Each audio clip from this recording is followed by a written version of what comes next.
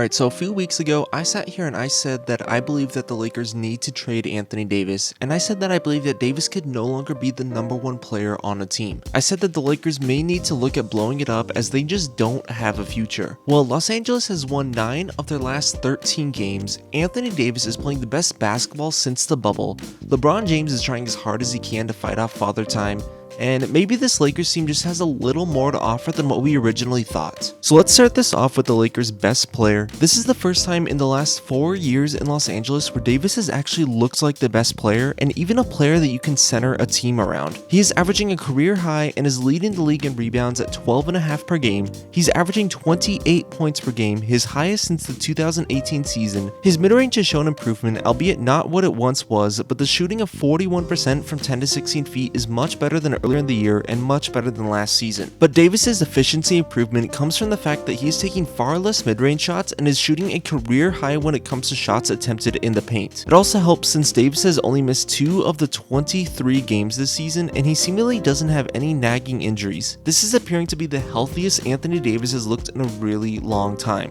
I really hope I didn't just jinx that. But Davis's on and off ratings are also backing up his play, where there is a near 10-point difference in the Lakers offense and a 4-point difference in the Lakers defense with Davis on the court. He is also posting the best PER of his career, as well as a career high true shooting percentage at 65%. Defensively, Davis has looked amazing as well, averaging a steal and a half and 2.5 blocks per game. He really seems to be leading this Lakers defense, and while he still isn't in his ideal position of power forward and not being able to roam around as much as he once did, his play on both ends of the ball has shown a drastic improvement even from just a month ago. This is the Davis that the Lakers traded for. This is the New Orleans Pelicans version of Anthony Davis. He's leading their defense, he's top in the league in rebounding, he's found his own and has become an efficient scorer, his playmaking and passing from the center position is benefiting the offense, and his 3-ball, which is still a ways off from his career high, has been more respectable than last season. Davis has been clearly leading these Los Angeles Lakers, and his play has put himself back within the top 10, maybe top 15 conversation. And for Davis's co-star LeBron James, on the surface LeBron has still looked pretty solid. He's averaging 26, 8, and 6, but a little deeper look into his stats,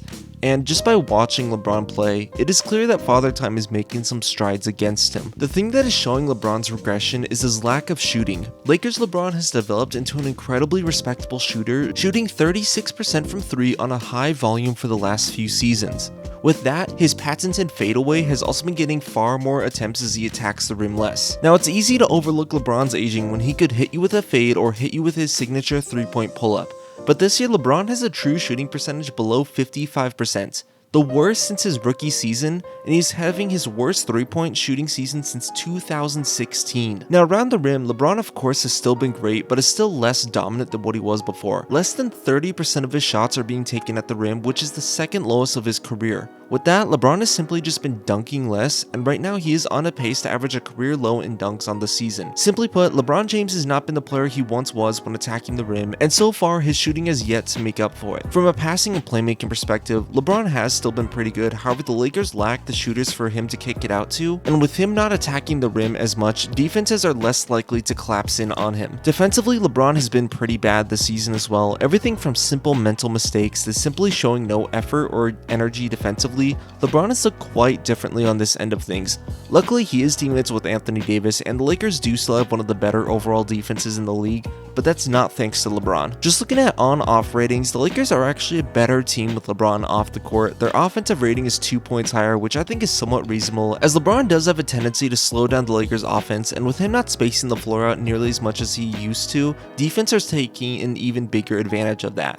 But if you are relying on LeBron to space out the floor, that is a roster issue and not a James issue. Defensively, they're a whole 5 points better when LeBron steps off the court, which is pretty concerning. At the time I make this, the Lakers are actually a top 5 defense with LeBron on the bench, but they fall to a bottom 5 defense when he is on the court. Now, I don't think LeBron James is as bad as these numbers suggest, and ultimately I think he is still a plus for the Lakers, but it is by a much narrower margin than it has ever been in his entire career. And I don't think I have to say this, but it is definitely okay that LeBron is showing some sort of age. He is 38 years old in the middle of his 19th NBA season. Most players don't even play at 38 years old, let alone put up all-star numbers. Any team relying on a 38-year-old wing to be their best player is is bound to failure. So while he has started to show real signs of regression, his regression is when most players are already out of the league. And outside of LeBron, the rest of the Lakers have had some solid moments. Lonnie Walker has been playing well in his expanded minutes, his true shooting percentage is at a career high with even more shot attempts, and his 36% from 3 is pretty respectable as well. Same can be said for Austin Reaves. Reaves came into the league a bit older than most prospects, but has been contributing quite a bit, shooting 40% from 3 on 3 attempts per game.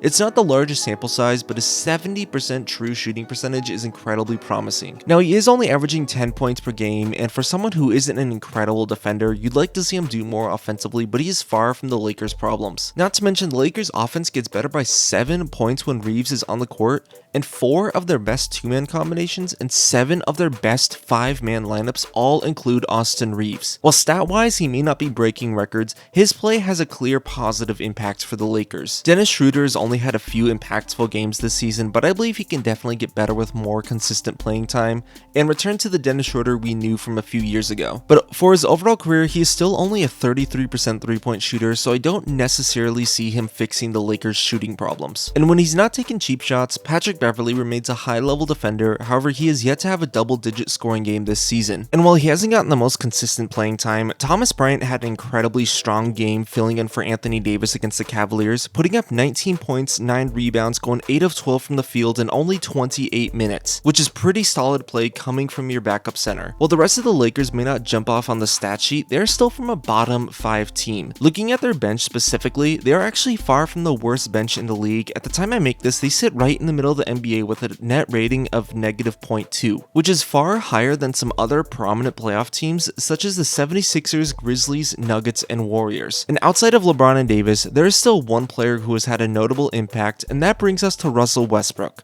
As much as I like Westbrook, it has been difficult to defend his tenure in LA, but in his role coming off the bench, it has given his career a whole new life. Coming off the bench, Westbrook has been playing incredibly well, averaging 7 more points per game, shooting 15% better from the field. So far, he actually has a better plus-minus rating and a higher 3-point percentage than LeBron James. Not to mention, some of the Lakers' best lineups still include Westbrook, and so far the duo of Davis and Westbrook have actually been a more successful combination than Davis and LeBron. The eye test seems to back this up as well, as when Westbrook checks into the game, the Lakers' offense changes, shows more ball movement, and just more overall energy. Now Westbrook, like everyone on the Lakers, has been far from perfect. He leads the team in turnovers, averaging over 4 per game per 36 minutes. He still has the tendency to break and slow down the offense with confusing shots and passes, and while he isn't the only one at fault, he definitely had a large part in the Lakers' meltdown versus the Pacers. But without a doubt, I can say that having Westbrook come off the bench not only gave his career a new life,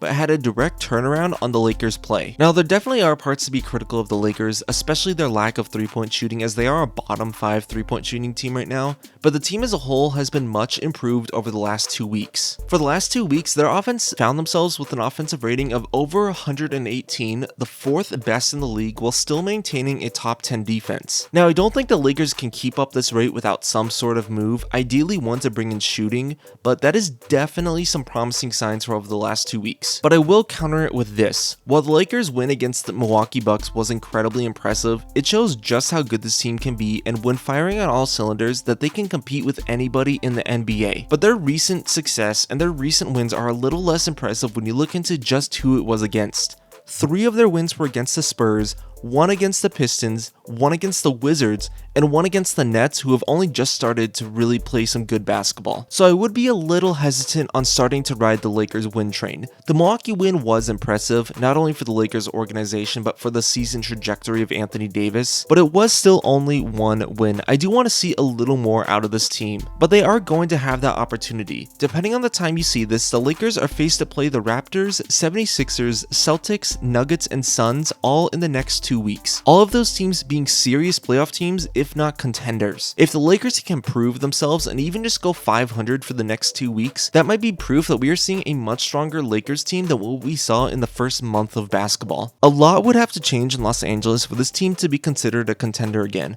But if they can turn things around, if LeBron James can turn back the clock one more time, something he is more than capable of doing, if Anthony Davis can continue to dominate and put up MVP level stats, If Westbrook can continue his high level, efficient play off the bench, then the Lakers can be another reason why the Western Conference is so strong and put themselves in a position to make the NBA playoffs.